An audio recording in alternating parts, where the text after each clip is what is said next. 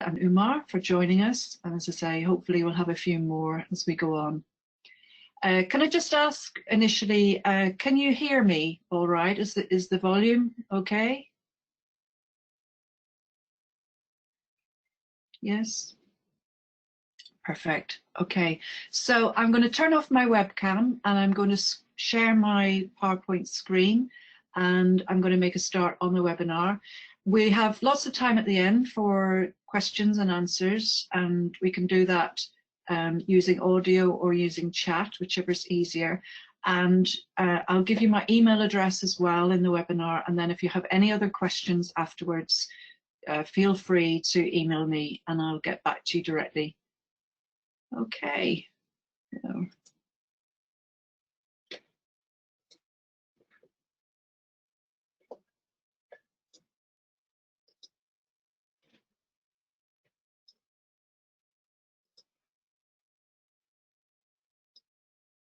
Off we go. So, welcome to today's webinar by Cambridge Dream. And the topic for today is critical and creative thinking. There we are. And at the bottom of the screen there, you'll see the website, www.cambridgedream.com. And if you have a look at that website, you'll find lots more information about Cambridge Dream.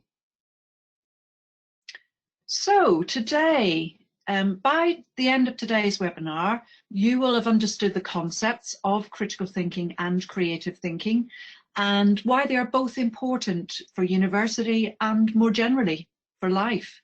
We'll practice some critical thinking skills together, applied to real-life university interview questions, and we'll also practice some creative thinking to come up with new ideas using random word technique and blue sky thinking.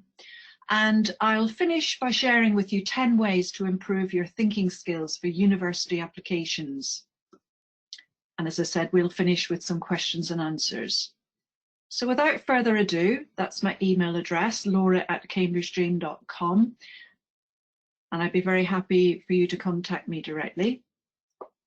This is a little bit about myself. So I have a bachelor's and master's degree from Cambridge University, which makes me an MA Cantab.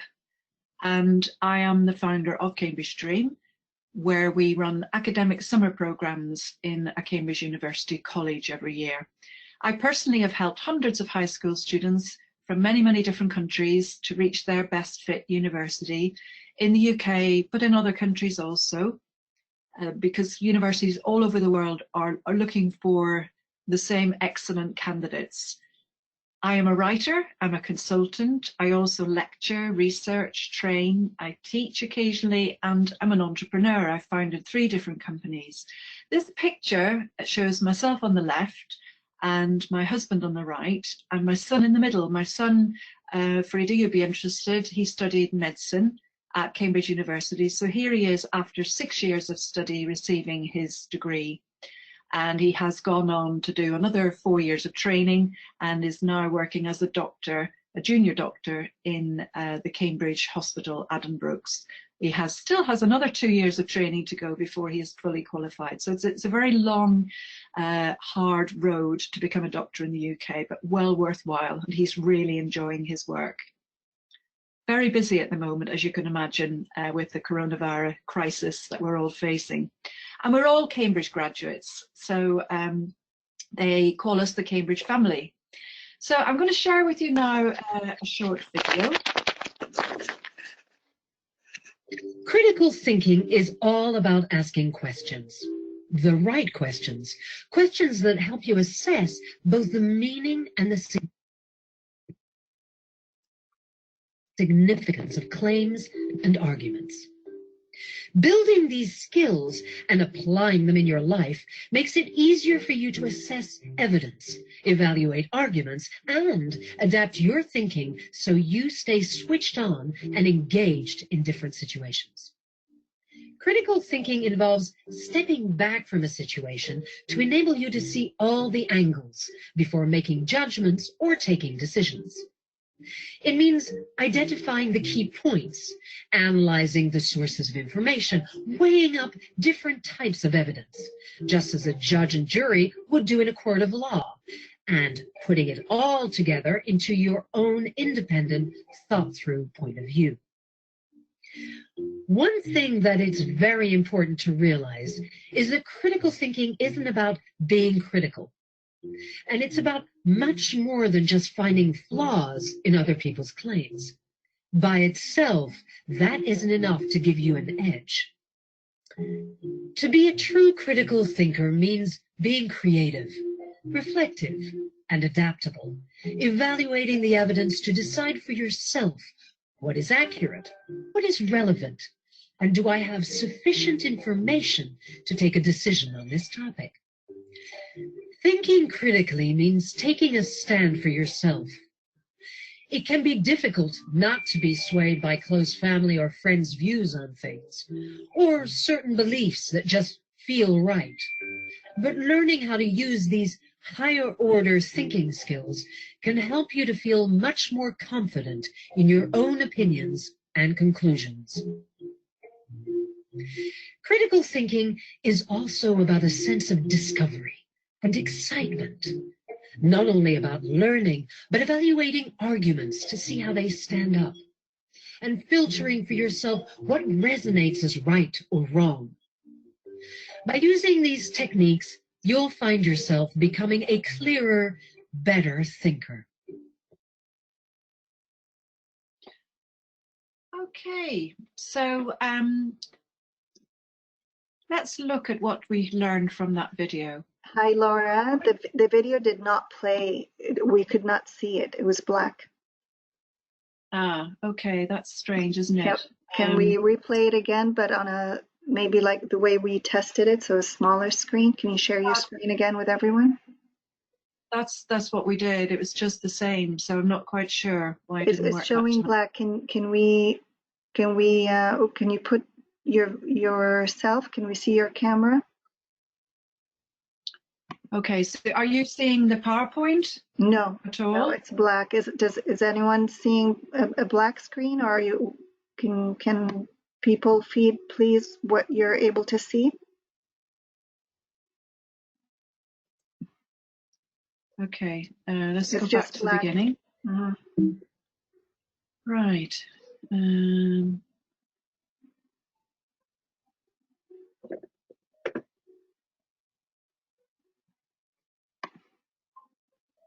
Just checking whether I'm still in the meeting.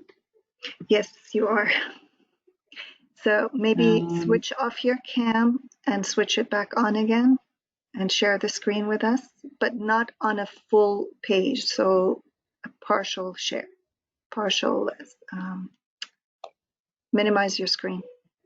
Yep, there it is. So let's keep it that way. Right. Can everyone see the screen?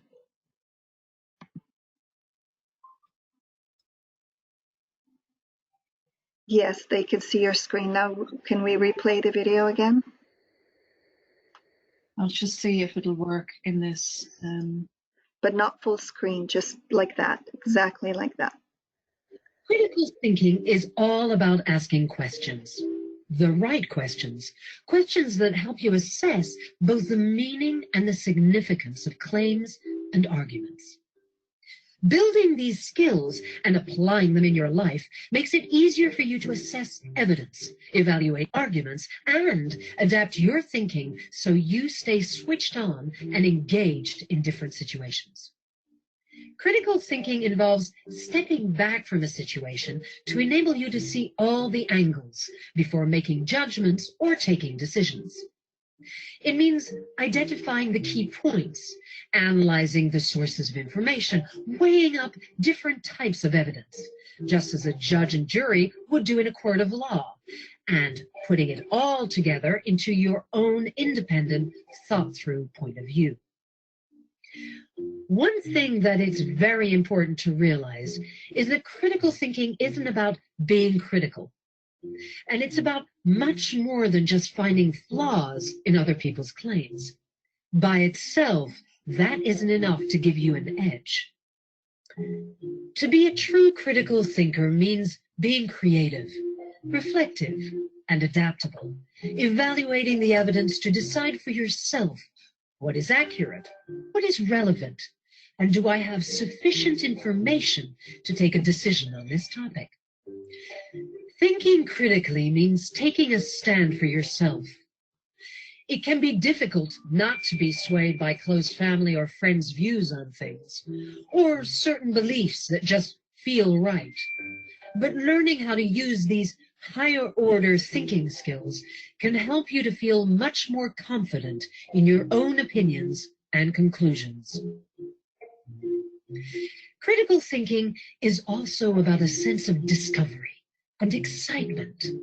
Not only about learning, but evaluating arguments to see how they stand up, and filtering for yourself what resonates as right or wrong.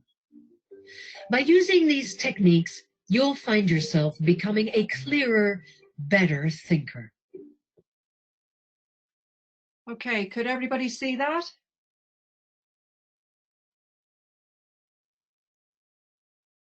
Yeah, okay, let's go on.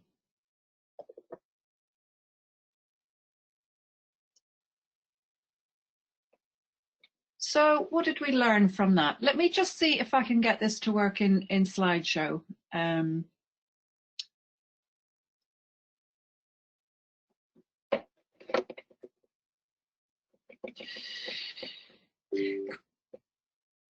you see that screen now?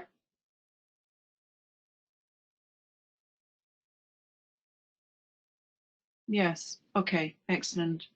So critical thinking, it involves asking the right questions. It allows us to analyze information based on facts and evidence. It allows us to evaluate arguments using a logical approach. It helps us to reach reasoned judgments, and thereby we can solve problems. So critical thinking then, it's analytical, it's logical, it's about asking questions. Now we're going to have a look at creative thinking. I'll try playing the video. If there are still problems, I'll go back to the other format. Let's give it a go. Imagine you are hungry and all you have at home is a coconut, some rice and an egg. If you have no clue and zero creative thoughts, you'd probably eat the raw egg with unboiled hard rice while staring at the coconut. If, however, you have memories of your dad cracking the coconut and your mum boiling the rice, your brain can connect the dots and form a new creative idea. You boil the rice in coconut water, then fry it with the egg and add coconut flakes. Voila! Enjoy your meal. Creativity is our ability to look at a problem and come up with a good solution to solve it. Once we understand this, we realize that it has nothing to do with the subject matter, job, or what we study. There are creative inventors and creative artists, but there are also very creative cleaners and highly creative teachers. People we worship for their creativity often just connect different ideas in a beautiful new way. And make them commercially successful. While all of us are creative, we differ in the way that we are and to what extent. Michael Keaton came up with the adaptation innovation theory. He believes that when we solve problems, we're either more adaptive or more innovative. People who are more adaptive creative try to do things better. People who are more innovative creative try to do things differently. To solve a specific problem, say that of smelly cat litter, both types would use a different approach. More adaptive types look for a solution inside the box. They might try to create better cat litter by looking at its chemical properties, then increase the size of the sand particles, and finally add some refreshing tropical scent. More innovative creatives think outside the litter box. They come up with cat diapers, cat schools for good manners, or a robocat. But there are also other differences. Psychologist J.P. Guilford and some others argue that there is divergent and convergent thinking. More divergent thinkers are better at coming up with lots of ideas when they see a problem. Convergent thinkers see all the details and are better at narrowing down the options.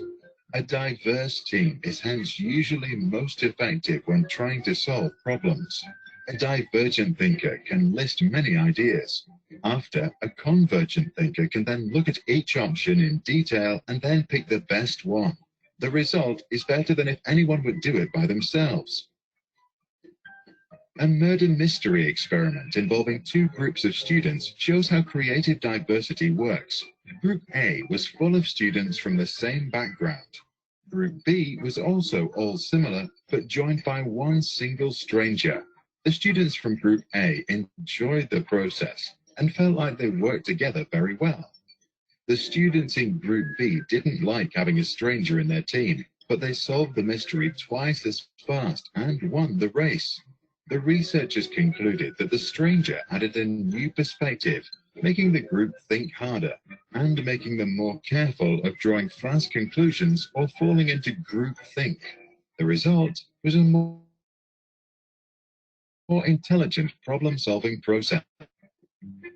If we want to become more creative, we first have to build a collection of knowledge and memories, ideally by seeking new experiences. Only then can we increase the dots in our brain that we can connect. Clayton Christensen from Harvard Business School recommends that parents should fix things at home all by themselves. Their children then learn that problems can be solved by ourselves and in many different ways. Jack Matson, professor of creativity at Penn State University, recommends to dress for failure. This gives us a new perspective and the ability to play new roles. Mark Schvinn, founder of Minute Videos, suggests practicing saying yes, because whenever we say yes, we open the door to new experiences. Can you help me? Want to try my ice cream? Can I talk to you? Yes, yes, yes. We recommend you do one thing you have never done before every day for at least 1 week, maybe a month. Call your weird aunt, talk to a stranger, eat using your left hand, or take a really, really cold shower.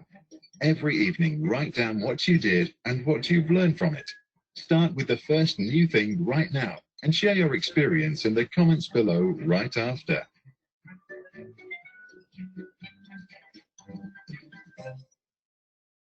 So, what is creative thinking? Let's summarize what we heard in the video. Creative thinking, unlike critical thinking, creative thinking involves coming up with new ideas, using your imagination, thinking outside the box. It allows us to see the world in a different way, to think of new ideas and solutions, invent new products, and make connections. You might have seen in that first video, there was a reference to higher order thinking skills. So to give you the whole picture, to put this into perspective, this diagram is known as Bloom's taxonomy. Don't worry about the strange name. It was developed by a Dr. Benjamin Bloom as a framework for learning, and he identified lower and higher order thinking skills. So at the lower order, we've got remembering. We know that we have to commit a lot of information to memory, for example, to pass exams. We memorize, and then we use what we've learned to answer the exam paper. Moving up the order, understanding is the next step, making sense of what you've learned. Then we start to apply our knowledge in new ways. Moving up to analyzing, which is about asking the questions, breaking ideas, concepts into different parts, seeing the connections. And as we go further up into the higher order thinking, this is where we're practicing critical and creative thinking. We're starting to evaluate, ask questions, make judgments based on assumptions, guidelines, and putting information together, joining the dots, making these connections in different ways to be innovative, to come up with new ideas. So what we're aiming to do, and the purpose of this webinar, is to move up towards the higher order level of thinking, the creative and the critical thinking. That is going to help you to perform at your best level, to reach your full potential. As I say, there is a purpose in lower order thinking as well. You do need to memorize information, you do need to gather knowledge, and you need to understand the basics. But what you're aiming for is to move up the scale towards critical thinking and creative thinking. So why are these important? Well, Andreas Schleicher, he is an educational researcher for the OECD, and he has written some very interesting works, articles, books about this topic. And I particularly like the way he's explained it here. A world economy no longer pays you for what you know, because Google knows everything. For Google, substitute any search engine. The world economy pays you for what you can do with what you know. You know, when I was your age, we didn't have the internet, believe it or not. We couldn't search for information online. So we went along to a library, we picked encyclopedias, which are big, heavy books off the bookshelf. From A to Z, we would look it up and we'd find the information. But you can do all of that online now in an instant. So it's getting to the point now where you're going to be paid in the future, not for what you know, not for your knowledge, but for what you can do with that. That's what he's saying here. Education is much more about ways of thinking which involve creative and critical approaches to problem solving and decision making. Another quotation, which is very useful in this regard, from someone called Tony Wagner from the Harvard Graduate School of Education: work, learning and citizenship in the 21st century demand that we all know how to think, to reason, analyze, weigh evidence, problem solve, and to communicate effectively. These are essential survival skills for all of us. And we call these the 21st century skills. The ability to ask questions, to reason, analyze, form well-evidenced conclusions, and to be able to communicate those. So let's look at a specific case now that we're all facing in our current lives, the coronavirus crisis. How are thinking skills making a difference? Let me throw that open to you, the audience. Have you got any ideas at all? If you have, just put something in the chat and I'll share with you some of the ideas that I've come up with. Is there anything you've come across on the TV or talking to friends and family or reading the news where you think thinking skills have really made a difference here to solve the crisis or make life easier for us all during the crisis? Has anybody got any ideas? Let me just let you think about that for a moment.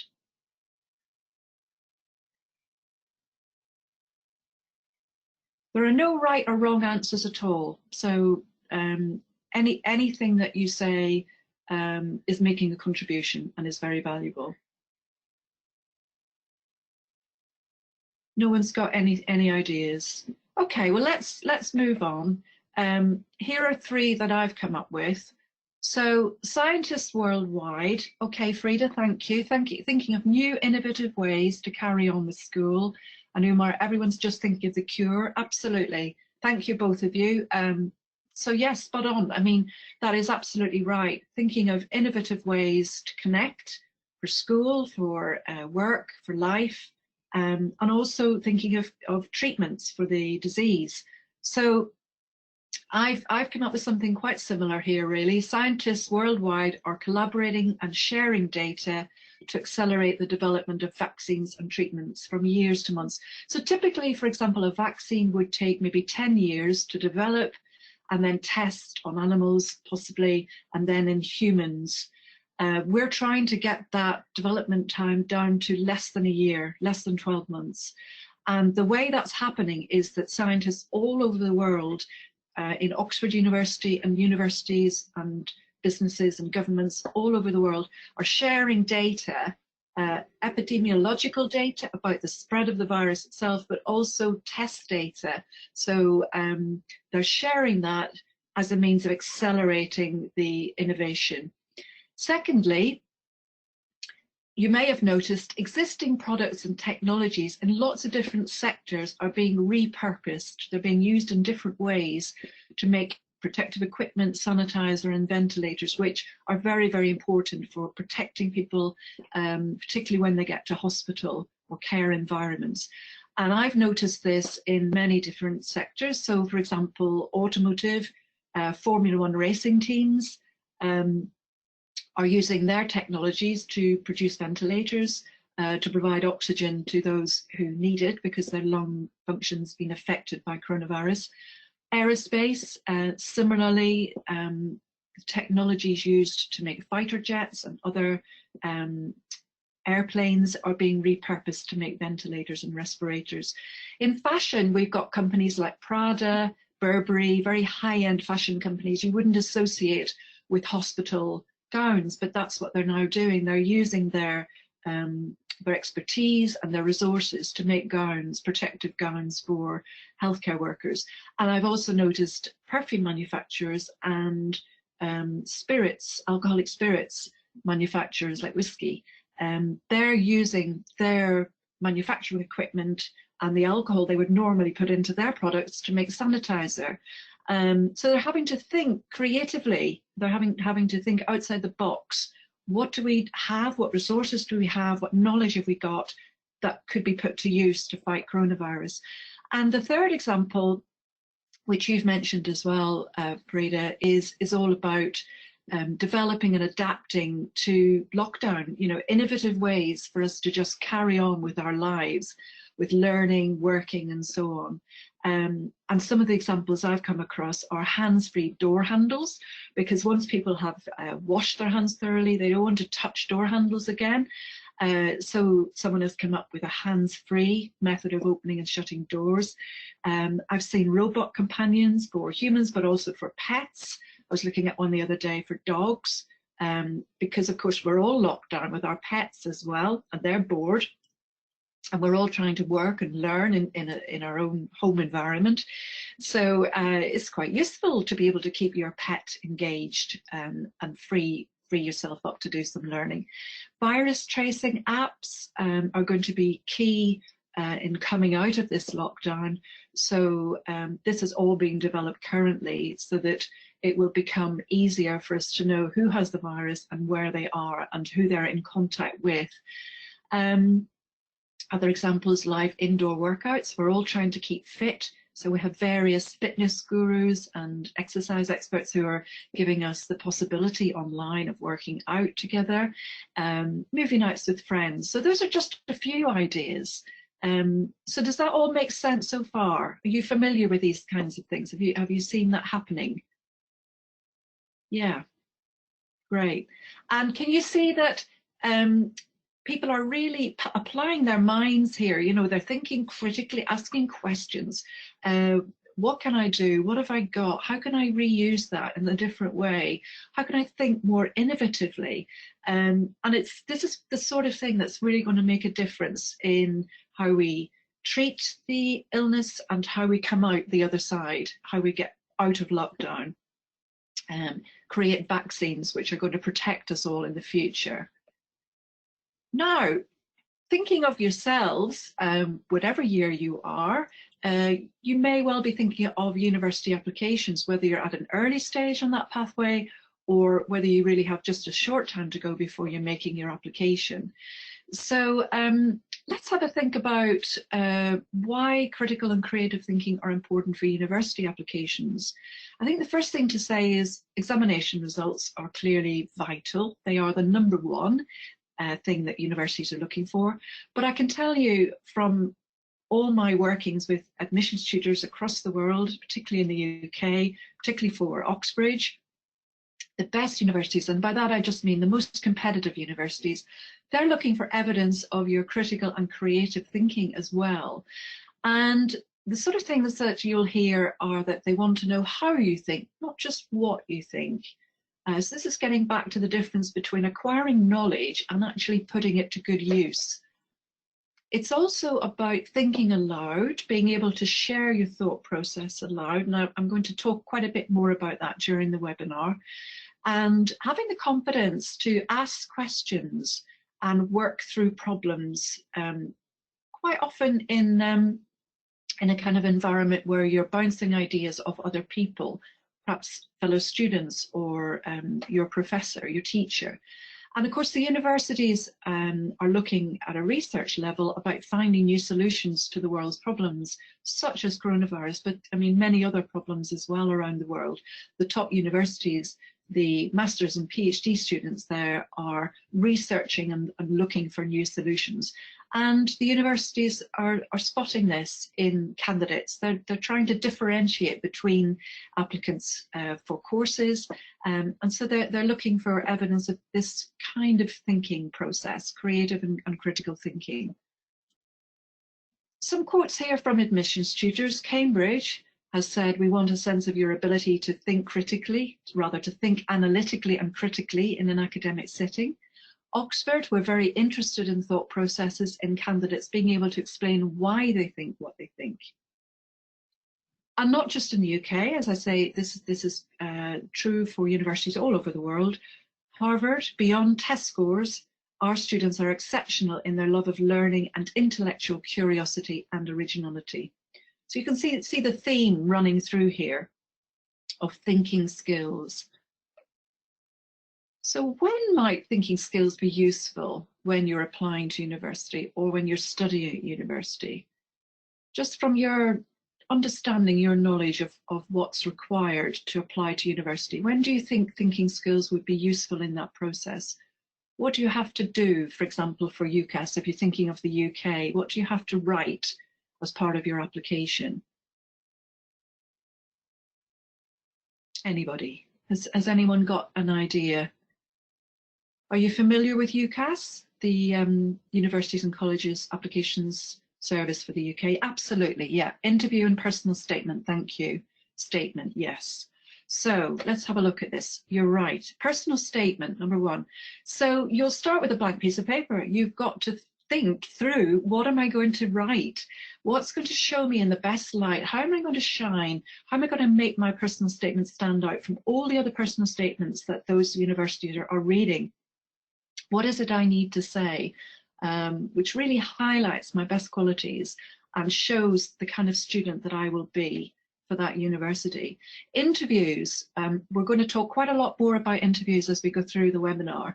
Certainly for UK universities, the interview is very, very important, and it's subject specific, and you will be asked questions which will really test your powers of thinking. And that's because the universities want to know that when you become a student, you will be comfortable in that environment, learning together with your fellow students in small groups and in lectures. So that's what they're going to be testing you for. The other thing that you may have to do is an admissions test. Certainly for the UK now, for most popular subjects and universities, there will be an admissions test. And in that test, you'll be asked to show your knowledge of the subject. If it's a subject you've studied at school, such as chemistry or mathematics, or if it's not a subject you've studied at school, you'll be very much tested for how you can apply what you do know to questions you've never come across before. So that's really what they're looking for, and that's true of interviews as well. Wider reading, awards, projects, all of these are very useful when you're applying to university, and I'll talk a little bit more, particularly about wider reading, as we go through the webinar.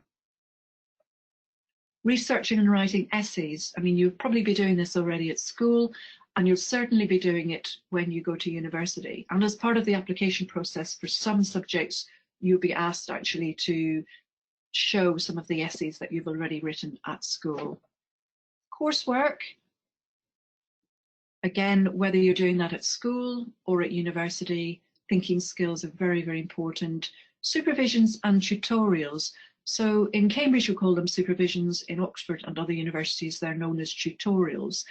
And they are, as I've just described, academic conversations amongst small numbers of students, guided by a professor. So as well as attending lectures with hundreds possibly of other students in a lecture theatre, big hall in your faculty building, you will be having a number of these supervisions or tutorials each week, where you will be set a task, maybe to write an essay or to solve a problem or to try an experiment. Depends very much on the type of subject you're studying. And you'll bring that along to the supervision, and then you'll have a conversation, an academic conversation around that with your fellow students. And really the interview is modelled on that kind of learning environment. As I said, the universities are looking to see how you cope with those questions and how you can apply your thinking skills. Lab work would be another area, for example, particularly if you're studying a subject like chemistry, where you've got to really apply your analytical skills to come up with the solutions. Now, I mentioned wider reading, so let me just explain what that is a little bit more for those of you who are not familiar with the concept. So it's really about extending your reading beyond the curriculum. So you have to read a certain number of books to pass the exams, but what the universities are really interested in is whether you have a genuine interest in the subject. And one way to show that is to go beyond what is required for the examination. And you can start by compiling a reading list. What I would say is it's very important that you don't get overwhelmed. So it's not really about the quantity, the number of books you read. It's really about the quality. And it doesn't have to be books. It could be articles. You can find a lot of these on universities' websites. myheplus.com is one that was created by Cambridge University. You can go on there, on that website, you can search by subject and it will give you all the subcategories within that subject and some suggested resources and materials that you could explore to develop your understanding. As I say, a type of wider reading. Keep abreast of current affairs and news. Whatever subject you're studying, it's important that you're aware of what's going on in the world around you. Health obviously is very topical at the moment, but also in business, technology, science, politics. It's important to have a good knowledge of current affairs and news. And this could well come up again in your interview, this kind of general knowledge of what's going on in the world. The BBC News website is excellent and it has some subcategories in there, so you can go in and look at whatever you're interested in. For example, BMJ, the next website there, which stands for British Medical Journal. So if you're interested in medicine, for example, there's a website you can visit there. There's a student version, and I would strongly recommend that you start to, just as and when you have time, just go in and have a look and see what's happening, what the latest developments are in medicine, because there's a lot of very fascinating, interesting developments going on. The Economist, if you're interested in economics, politics. New Scientist is another excellent website. You can also watch relevant podcasts and videos. So it doesn't have to be about reading. You can watch good films, lectures, videos, TED Talks. Oxford, Cambridge have websites again of lectures that you can watch. So there are lots and lots of resources out there.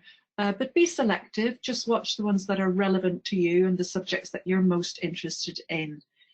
And it's all about developing a really strong interest in the subject you're applying for and being able to show that when you come to write your personal statement or attend your interview.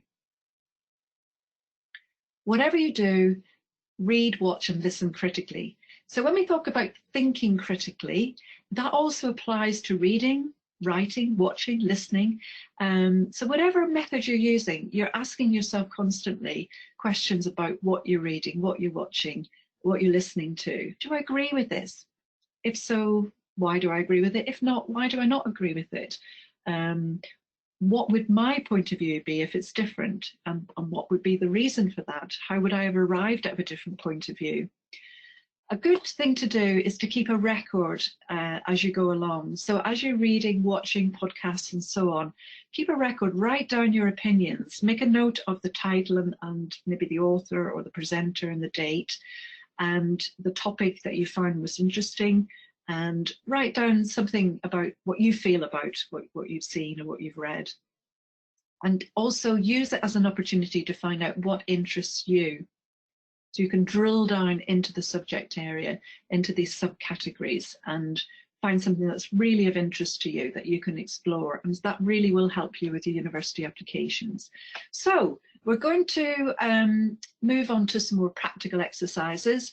If you had a look at the PDF before attending the webinar, you might have had a chance to look at some of these questions already.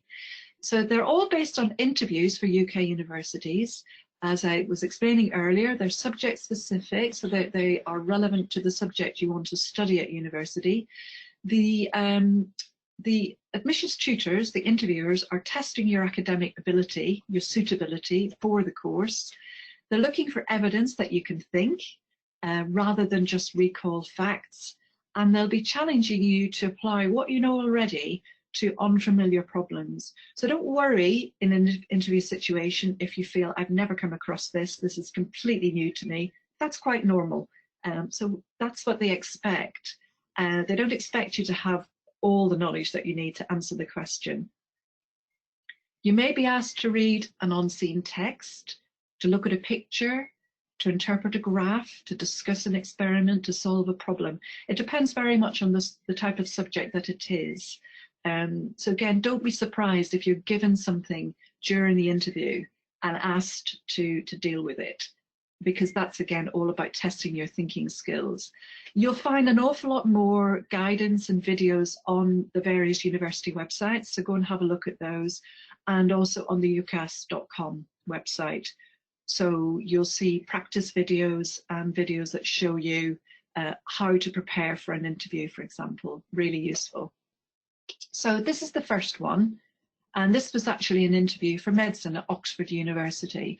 By the way, Oxford University, every year they publish actual questions that were asked in interviews, and they also give you an idea of what the admissions tutor was looking for from the candidate. So it's really useful going on to the Oxford University website and checking out some of those questions for the subject that you're thinking of applying for at university, particularly because it gives you an idea of the kind of responses that they would be looking for. So this is the first one. Can I just check everybody's okay so far, that you can hear me, see what's on the screen?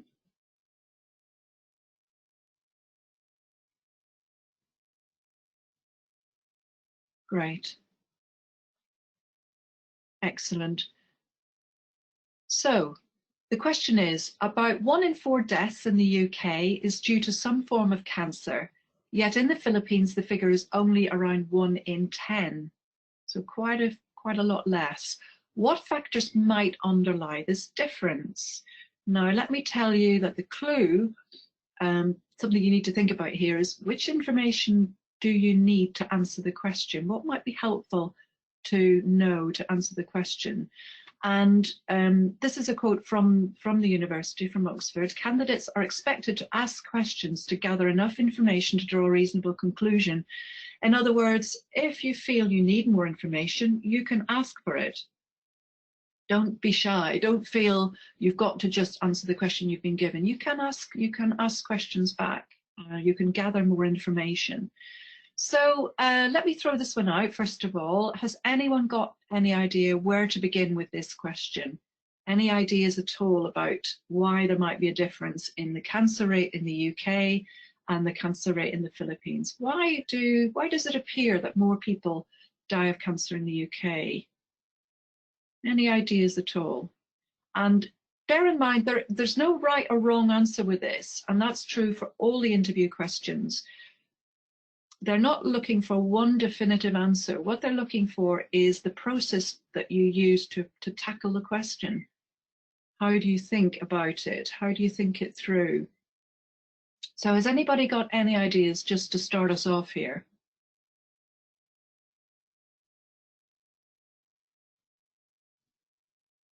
What could it be to do with, for example?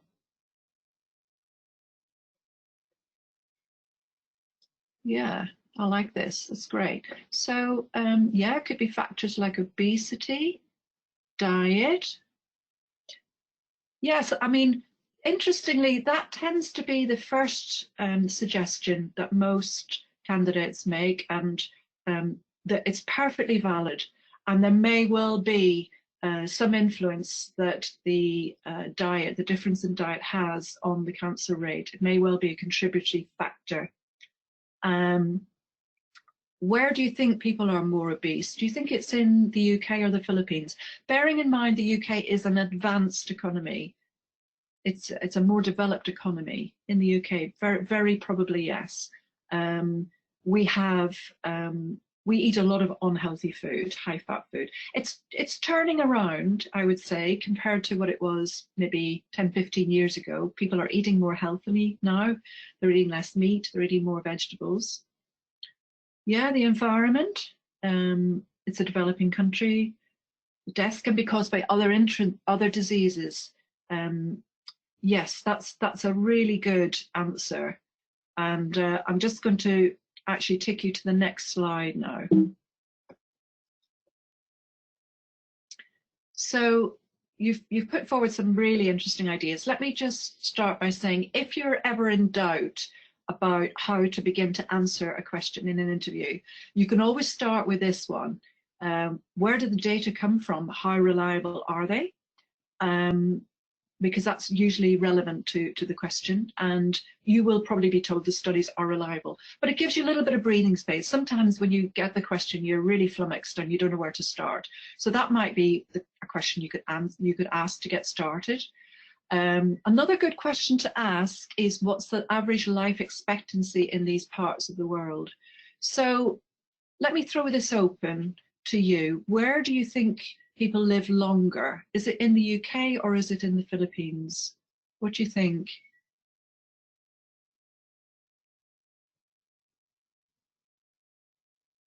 Yeah, UK. Better healthcare services?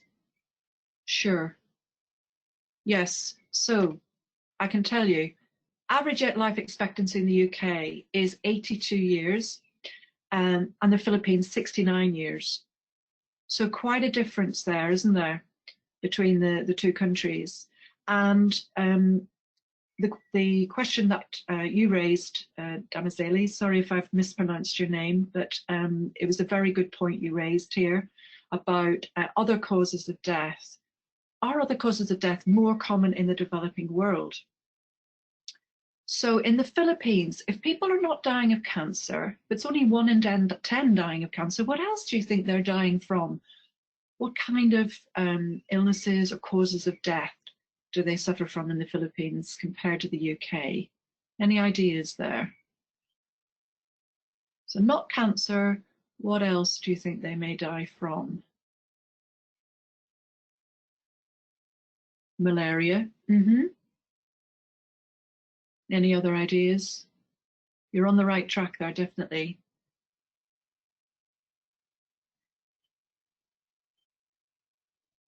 Well, let me share with you. These are the most common causes of death. Diabetes, flu, TB, asthma, accidents. There are many more, of course, and they may well include malaria.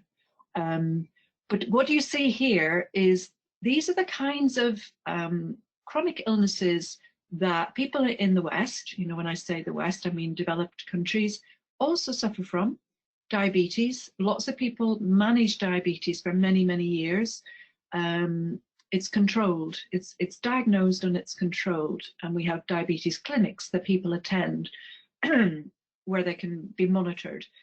Flu does kill people in the UK, but not as many in other parts of the world. TB, tuberculosis. A couple of generations ago, a lot of people in the UK would have died from tuberculosis, but of course we have all been immunized, and now it's very, very rare. Asthma, yes, it's still very common in the UK, but it's managed, it's controlled. People get the medication they need, they can attend clinics, they will be monitored.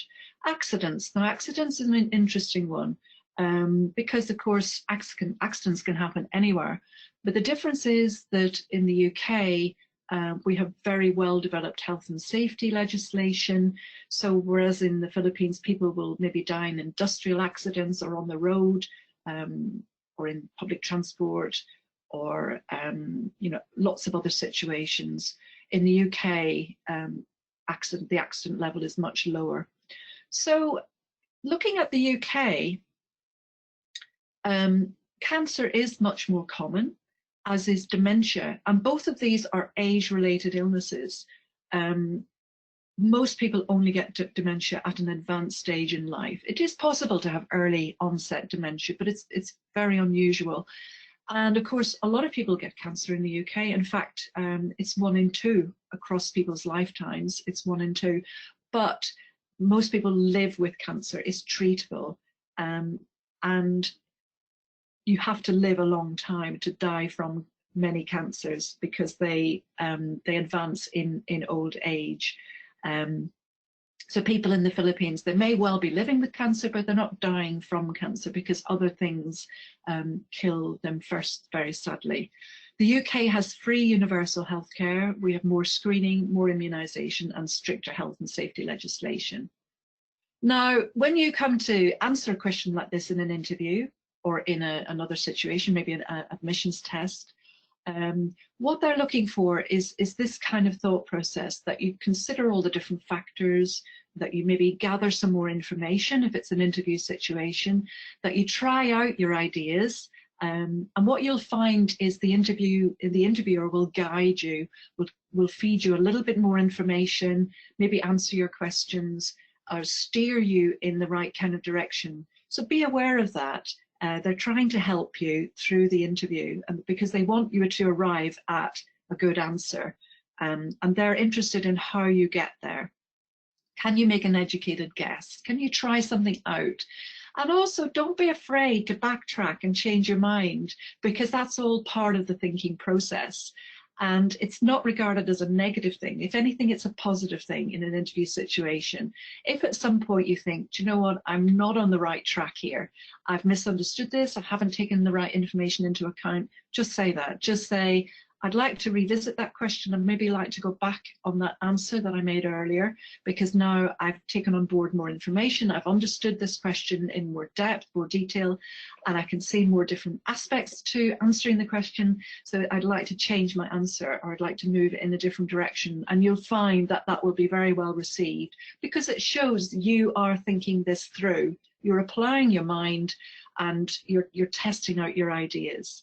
So does that make sense so far? And we'll move on to another question. Everybody happy with that? Any questions, any queries? Good, excellent. Let's move on then.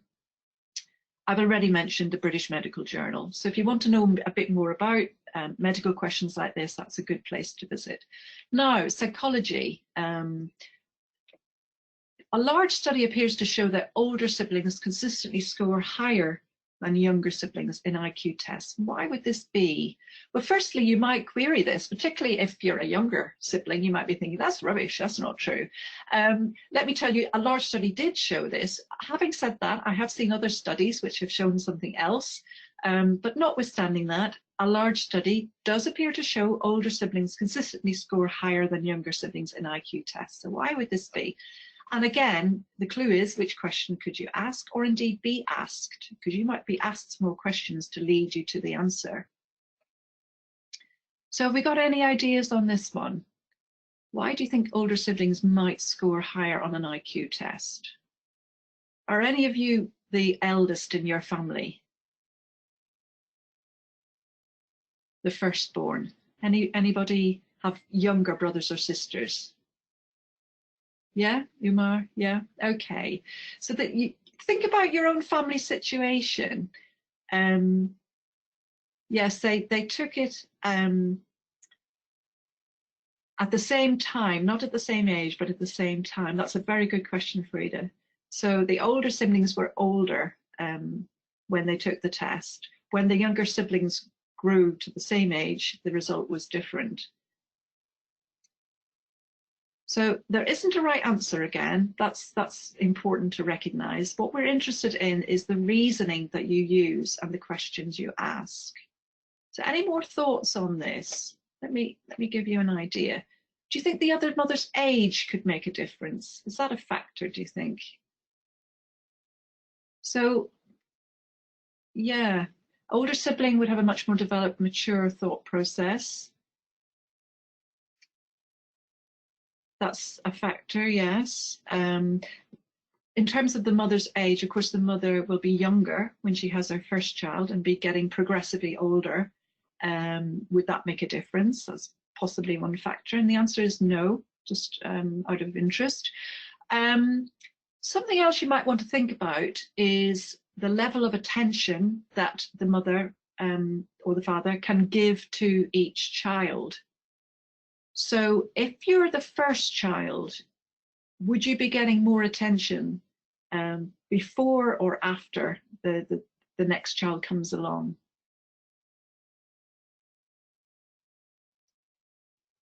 Before, absolutely. So when you are the firstborn, you will be getting the undivided attention of your parents. The parents might have more authority over the older sibling, more attention, yeah, before. So one way to test that out, if you like, as an experiment, is to think of another situation where the child gets the undivided attention of the parents. And of course, that's true for only children. So if that is the factor that makes the difference, then it would also be true for only children. But in fact, it isn't, because they've done the experiments for only children. And they don't seem to score higher in the IQ tests. So let's have a look at this, the relationship between the older siblings and the younger siblings. What's going on there in a family setup? What is the relationship between the two, or possibly more than two children? What are the older brothers or sisters doing for their younger brothers or sisters? Think about yourself, if you can remember back when you were a bit younger. What were you doing with your younger brothers and sisters? Any ideas at all? Remember, there's no right or wrong answer here. Role models, absolutely, yeah. And what might that involve you doing as a role model?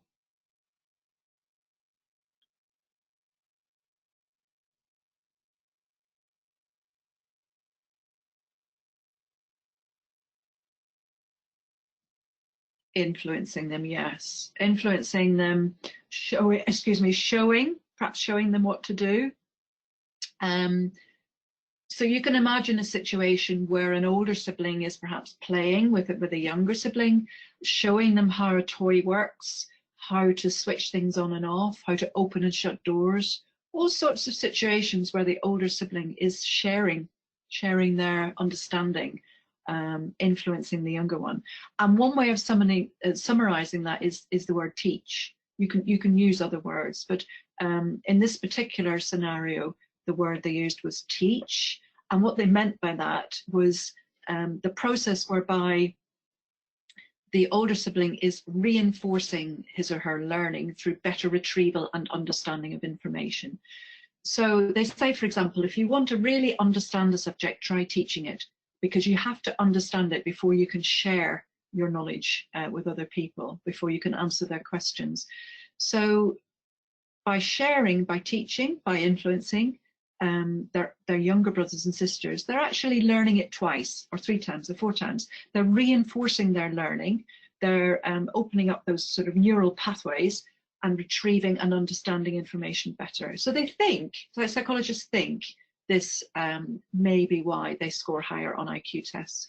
It doesn't last forever, you'll be pleased to know. It does sort of even out eventually. But it's something that they, puzzled over initially when they did these tests. So we're going to move on now. If you're interested in that, you can go to the psychologist.bps. It's the British Psychological Society's website. And if you're interested in this kind of thing, again, there's lots of good information, resources, materials that you can look at there. So politics and economics. This is another interview question that we can have a look at. Why are some countries rich and some countries poor? For example, income per head is between 50 and 100 times larger in the United States than it is in countries such as Burundi and Malawi. Burundi and Malawi are in Africa, in the sort of east side of Africa, and they're very, very poor countries by any measure. So that's the question. And as a secondary question, what measures could be taken to narrow this gap? And again, the same clue, which questions might you ask, or do you think you could be asked by the interviewer to help you answer this question? So any ideas to get us started here? It seems like an obvious question, doesn't it? Literacy rates, that's a really good place to start. So that's a potential reason why income gaps exist, definitely. Any other possible reasons for income gaps? Literacy, education generally, numeracy. What else do you think accounts for the difference between two different countries? There are many different answers here. Availability of jobs, yes. Going back to basics, resources are a key difference. You know, some countries are very fortunate. They have a lot of natural resources. You know, they have good availability of water, for example, power, energy, natural resources, minerals. So going back a little bit before we get to things like employment and import and export, all valid reasons. But in the very first instance, there are things like resources and technology that make a huge difference. And it could be argued, but why don't the poor countries just buy the best technology or buy in the resources? Why do you think it's not that simple? Why can they not just buy what they need? You touched on it already to some extent in that literacy point.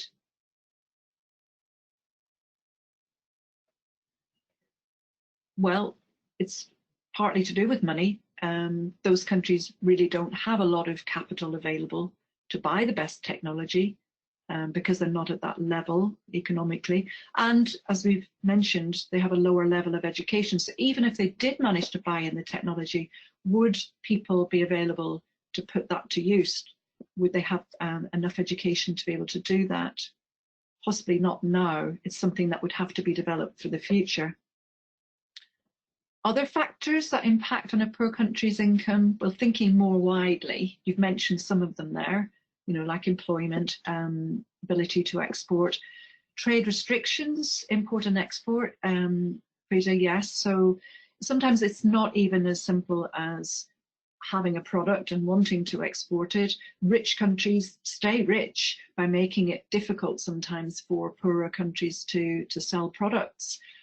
They're worried about being undercut, about products being sold at lower prices, so they put trade restrictions in place. And we've seen that, for example, between the US and China. They've been having a trade war and trying to restrict each other's trade. Civil wars very often happen in poor countries. People don't have enough to eat, and that leads to disruption. Disease is more prevalent because of lack of hygiene, lack of running water. Climate can be a big difference. You know, if you live in a very, very hot country, there might be drought, or a very wet country, you might have the opposite problem, flooding.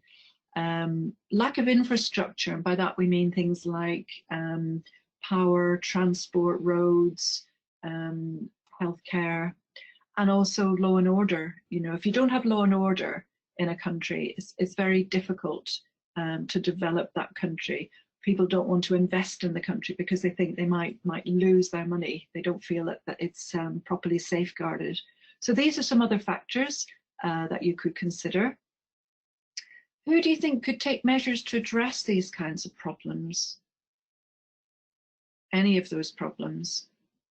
How would you go about dealing with these problems? If you became the president of a really poor country, where would you start? What would you do? Where would you go to for help?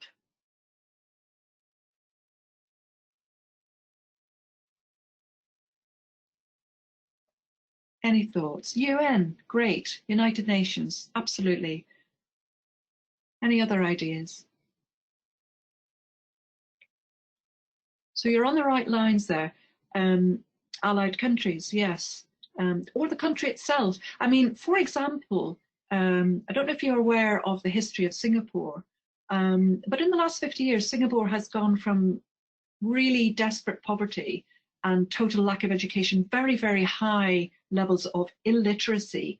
And look at it now, you know, it's such a success story in Asia. And that's because the leader at that time decided that in the absence of resources and infrastructure and technology, he would invest in education. And that's what they did. They invested everything they could in educating the population. They brought in people from other countries, they developed good schools, good universities, they attracted the best talent, and over time, they have developed incredibly high levels of education, the envy of the world. You know, other countries now look at Singapore and think, how are they achieving these levels of education, these scores in international tests? So that's an example of a country that has managed to do this without the natural resources to begin with. But it's quite rare, and it took an inspirational, very dynamic leader and a lot of focus and strategic sort of understanding as to what was needed to make that change.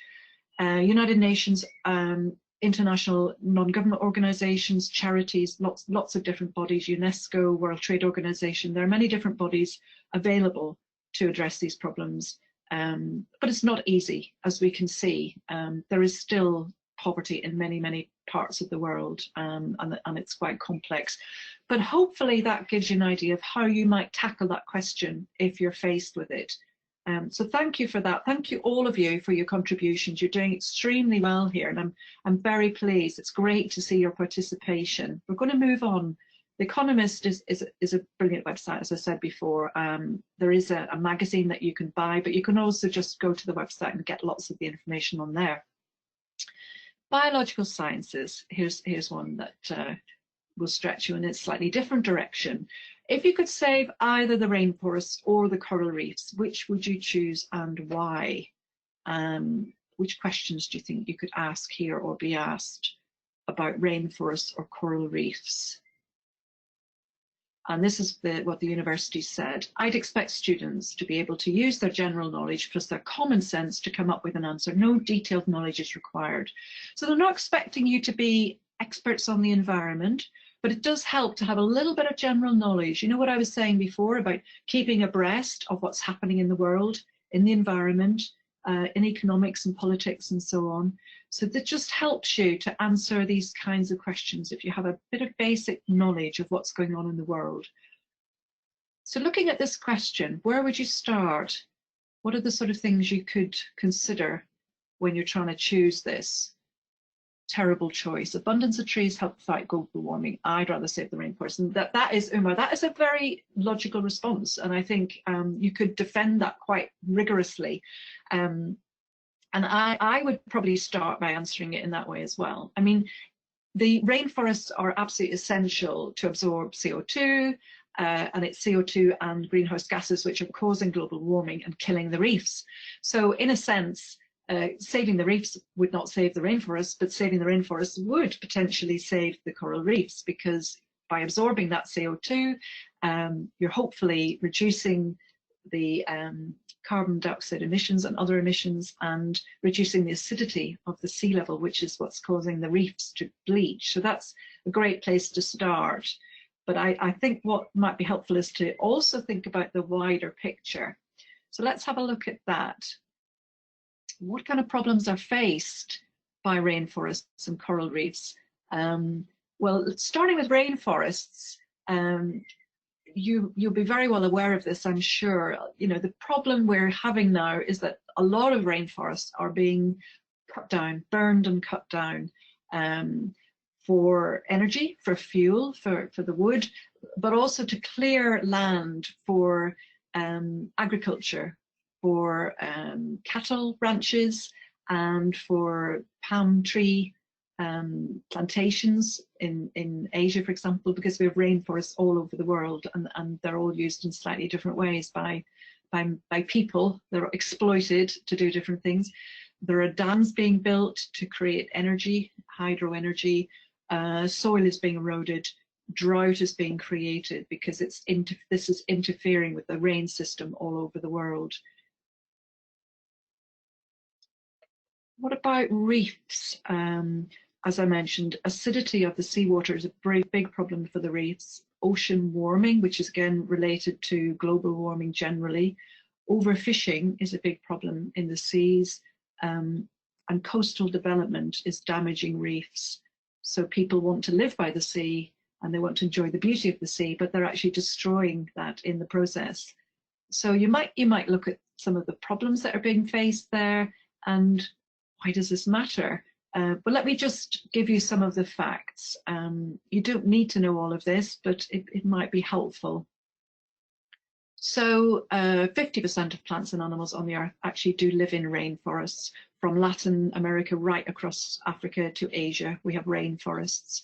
But already about half of the original rainforest has disappeared.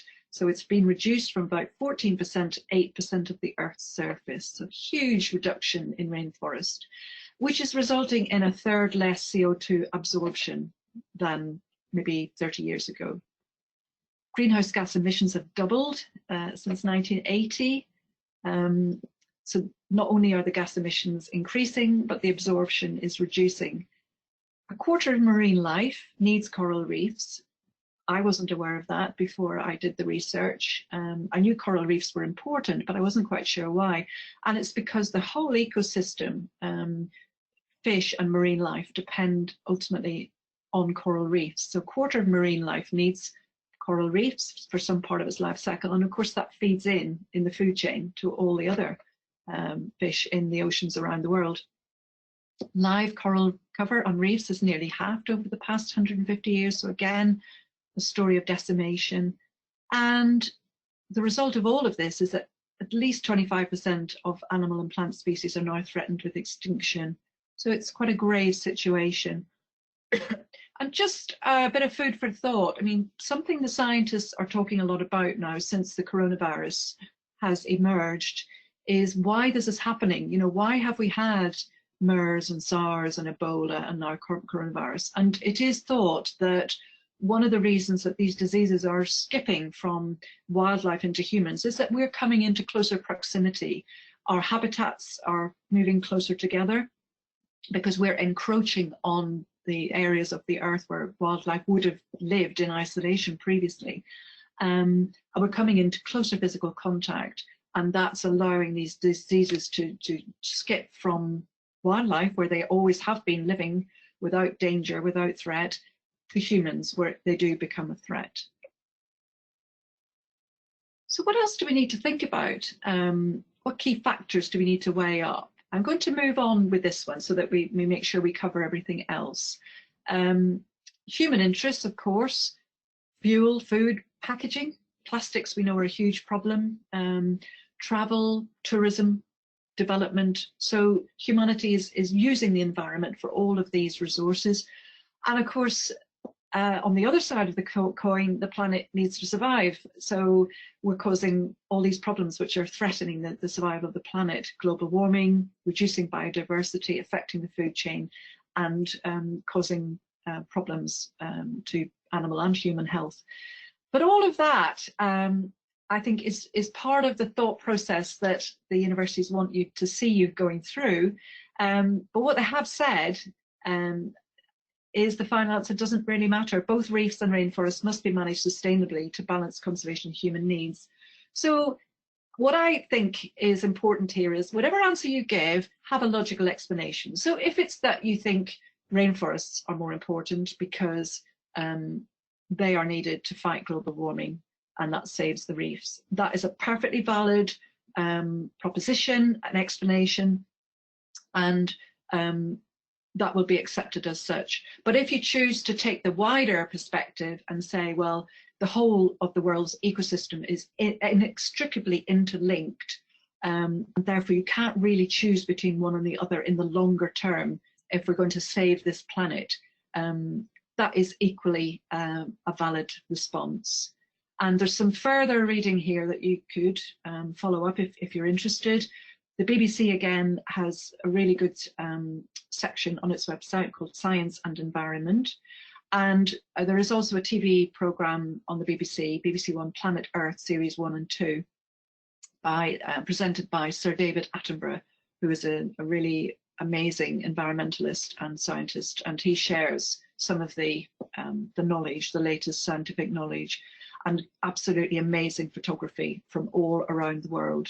So is everybody okay so far? Any questions on that so far?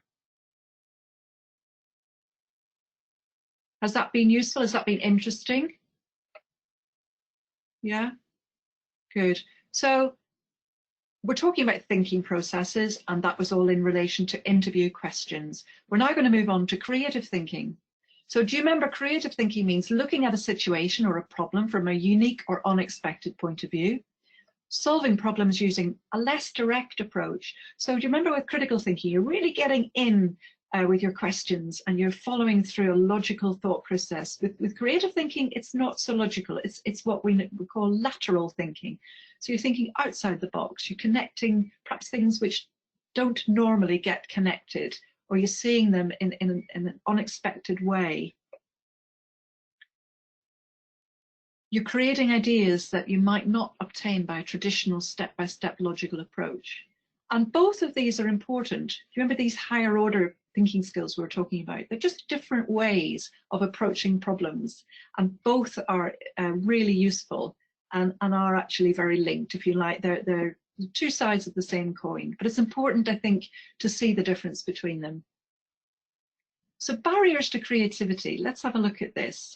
What do we see here? Goldfish bowl, lovely little plants and glass, nice colours, fish,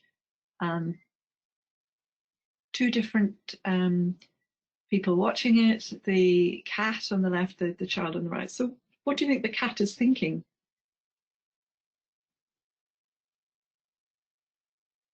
You can almost see it in the cat's face, actually. Has anyone got a cat? What do they like? Do they like to watch fish or do they like to eat it? Yes, I think it wants to eat it. Whereas what do you think the child is thinking? It might be thinking it's hungry, but I think it's thinking something else. What's it thinking? He or she. Look at the child's face. Well, I would say that's a kind of amazement. Yeah, I like this color. This is interesting. Wow, what is this? This creature moving around. Not seen one of these before. So they're looking at this from their own viewpoint. They're seeing different things. And here's another example. So this is a map of the world with, if you like, Dubai at the center, UK almost at the center as well. Okay. If we were to turn this around and look at it from the other side of the world, do you think it would look the same? So if you're a child growing up, say, in Australia, do you think you look at that map? Is that the map that you're shown when you go to school? It isn't. And the first time you look at this, it's actually quite bizarre. Can you see now Australia and Dubai? Can you see that that is the same world, but it's looking at it in a completely different way? So we think of Australia as down there and we're up here, but of course they see it as completely the other way around. They're at the top and we're more in the middle or the bottom. So they have a completely different map of the world. Have you seen this before? This Australian perspective of the world. Has anyone seen this before?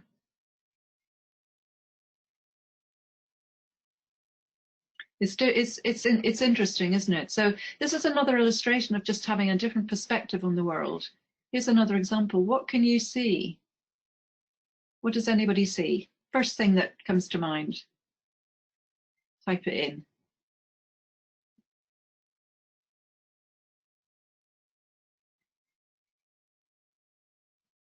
Give you a clue. Yeah, duck. Right. Can you see anything else? Does anybody see a rabbit? Rabbit. So this could be, oh, let's see if I can get my pen to work. No, it's not working. But this could be the beak, or it could be the ears, and an eye, and a mouth.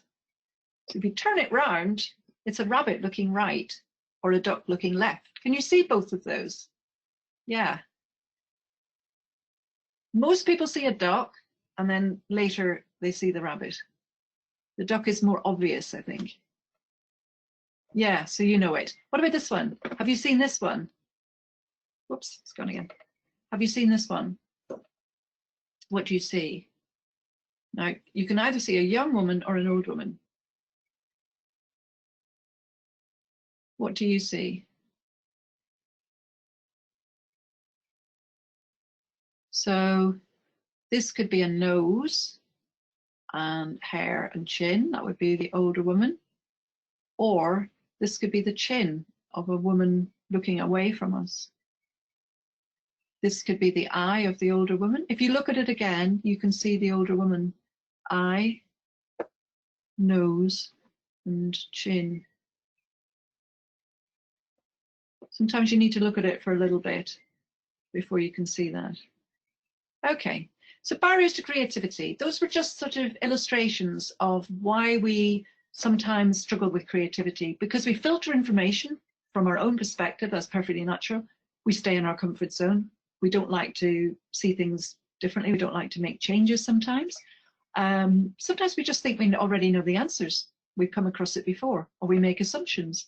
So these are all barriers to creativity. So let's practice some creative thinking techniques quickly before we finish. Random words and blue sky thinking. So with the random words, this was an exercise I did with my students a few years ago. I'll just run through it rather than ask you to do it, because we haven't got quite enough time. But this is a process that you can use if you are just struggling to think creatively or to solve a problem in a creative way. So step one was invent a new app or a feature for an iPhone. Step two, apply random words technique. How do we do that? You pick a word at random. You then note down a few words that it makes you think of, and then you spend a minute noting down associations you have with these words. And using those associations, you think of ideas for your new app or feature. So, for example, pick a word at random. I picked the word cup. A few words, that word cup makes me think of water, tea, award, as in, you know, a sports cup, football cup. Thirsty. Okay, associations. Well, if I'm thinking of thirsty, I'm thinking hot, desert, survival. And using those associations, that was the idea, an inbuilt solar charger for my phone. Now, it has actually now been invented, but interestingly, when I first did this task with some students, it didn't exist. So someone else has gone through this process somehow and arrived at this idea of an inbuilt solar charger. So this is just a very simple technique, random words to come up with a new idea completely out of the blue, something you just maybe wouldn't have thought of without going through this process. Here's one we could all have a little go at. We'd do this for a few minutes. 10 new applications for a biro pen.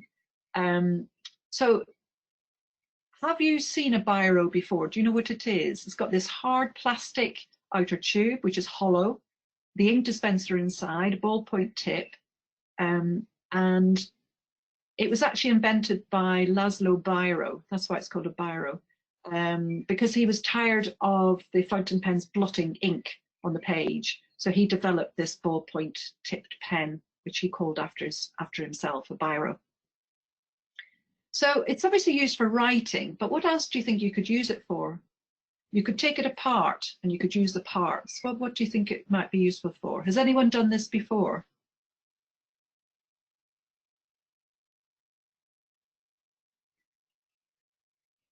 Any thoughts? Anything at all?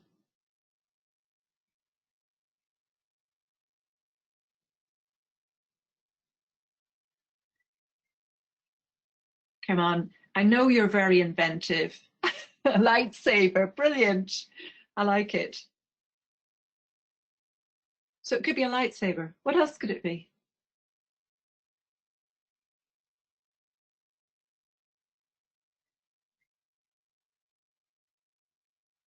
A ruler. Yeah, I like that as well. You could use it for measuring.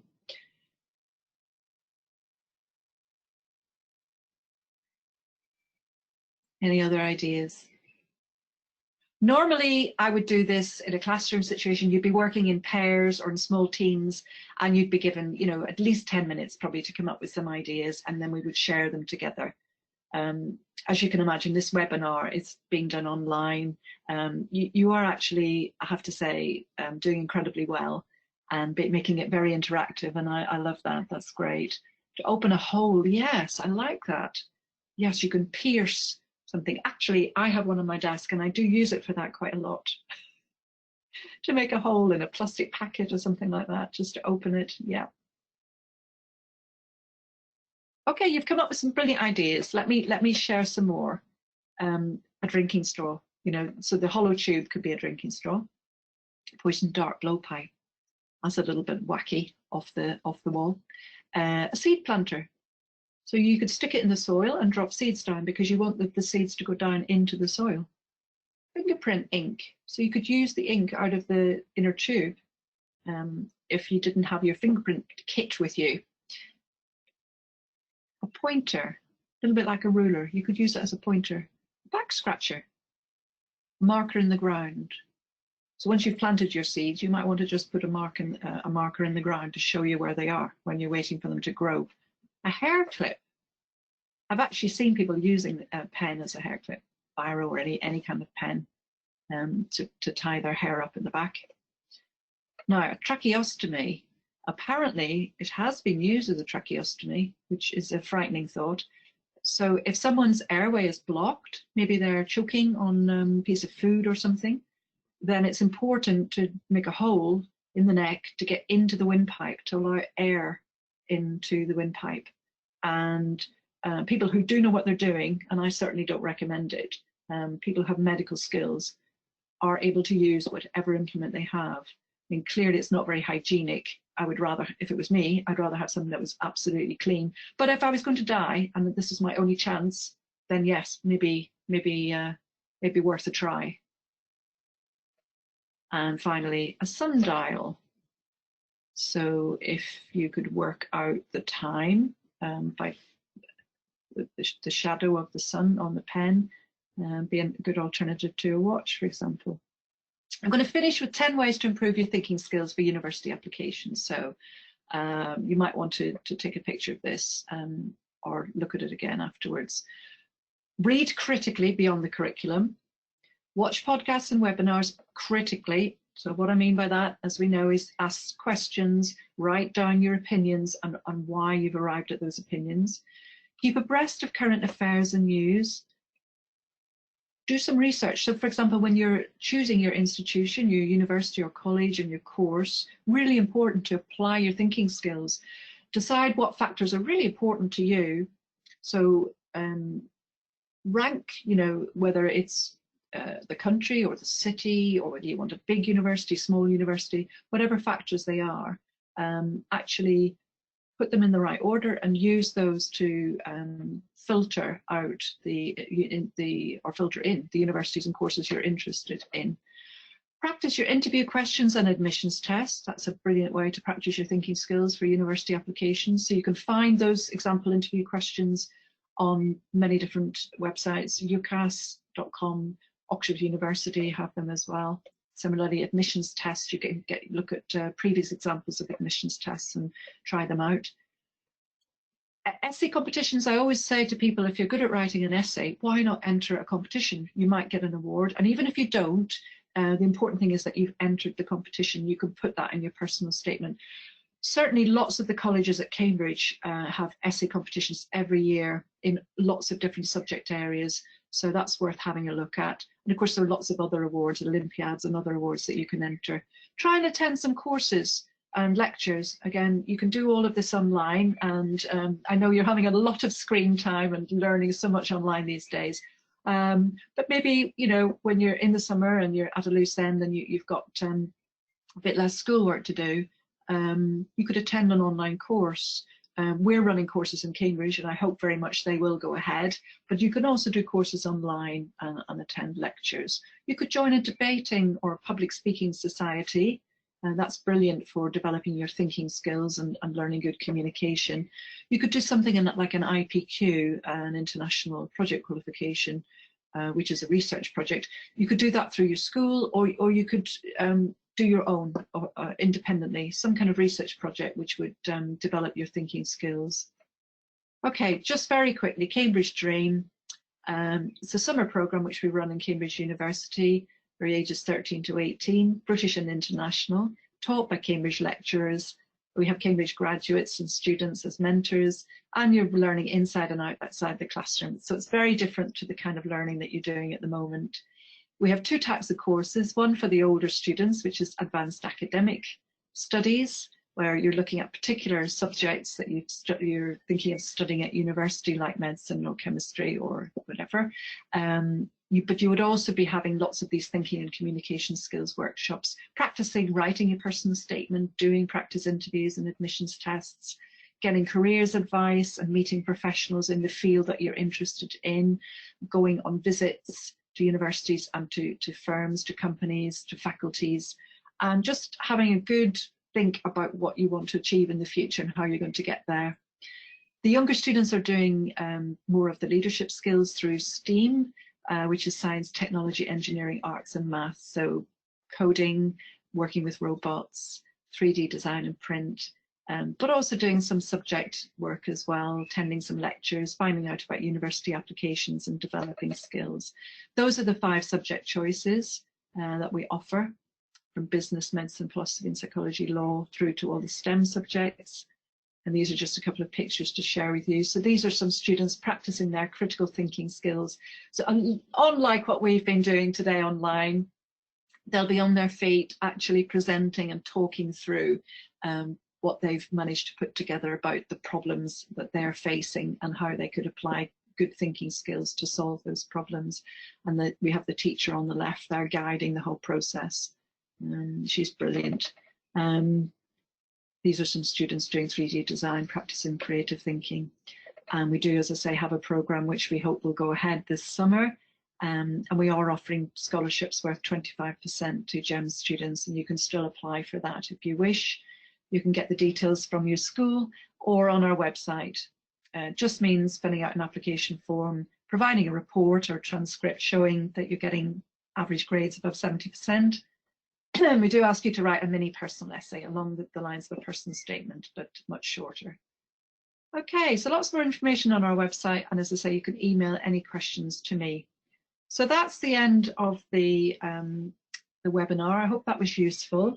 Has anybody got any questions that you want to ask me now, or leave with me and I'll answer them later if you're in a rush and you need to get off?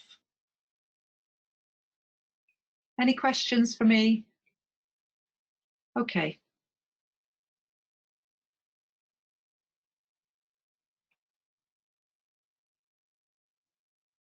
D.A.V. Duke of Edinburgh Award, absolutely, yes, it is useful. My children did, both of them did the Duke of Edinburgh Awards up to the gold level, and did put that into their personal statement.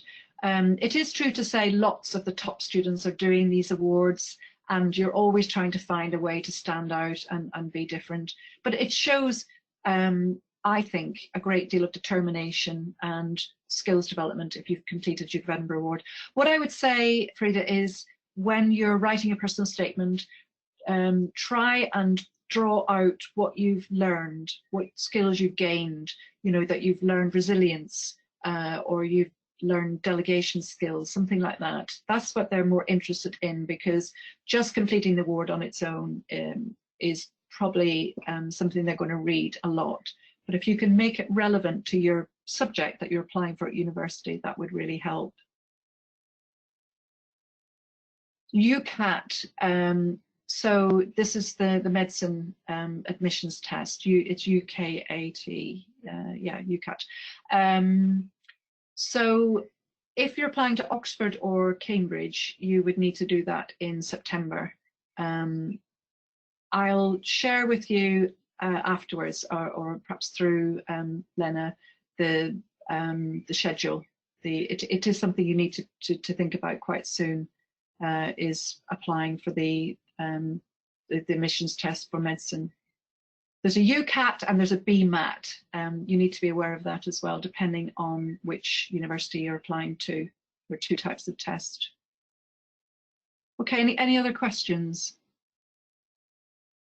Okay.